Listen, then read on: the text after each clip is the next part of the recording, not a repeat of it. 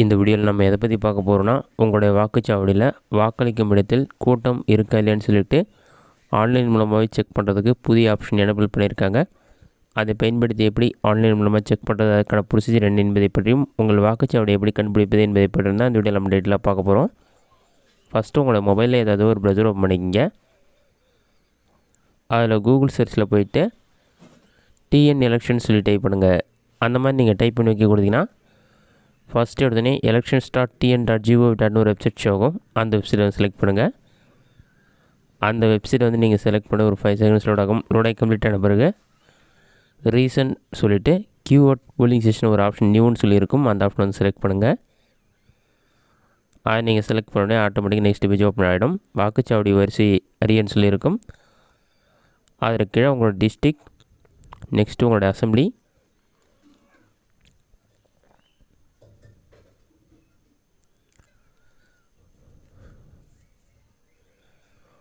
அடுத்ததாக உங்களுடைய வாக்குச்சாவடியுடைய பேரை வந்து செலக்ட் பண்ணுங்கள்.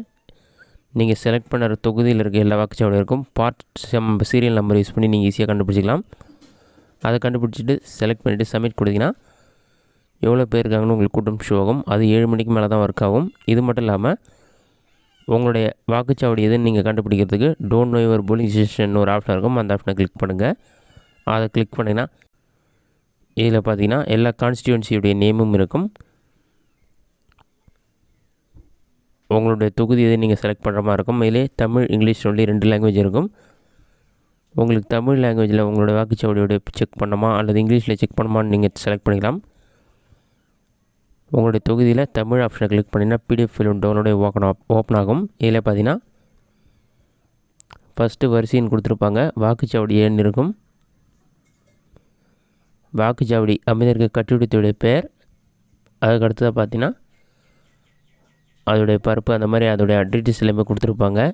அதில் நீங்கள் செக் பண்ணி பார்த்துக்கொள்ள முடியும். பாட்டமில் ஸ்க்ரோல் பண்ணிங்கன்னா வாக்குச்சாவடியுடைய வரிசை எண் பயன்படுத்தி ஈஸியாக உங்களுடைய வாக்குச்சாவடி எது நீங்கள் ஈஸியாக கண்டுபிடித்து கொள்ள முடியும். தமிழ்லே வந்து அந்த வாக்குச்சாவடி எந்த இடத்துல இருக்குது அந்த மாதிரி எல்லா இன்ஃபர்மேஷனுமே கொடுத்துருப்பாங்க.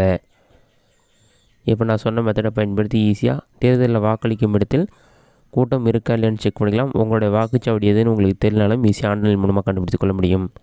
இந்த வீடியோ உங்களுக்கு யூஸ்ஃபுல்லாக பண்ணிக்கிறேன். இந்த வீடியோ பிடிச்சிருந்தால் லைக் பண்ணுங்கள். வேறு சின்ன டவுட் இருந்தால் கமெண்ட் பாக்ஸில் கமெண்ட் பண்ணுங்கள்.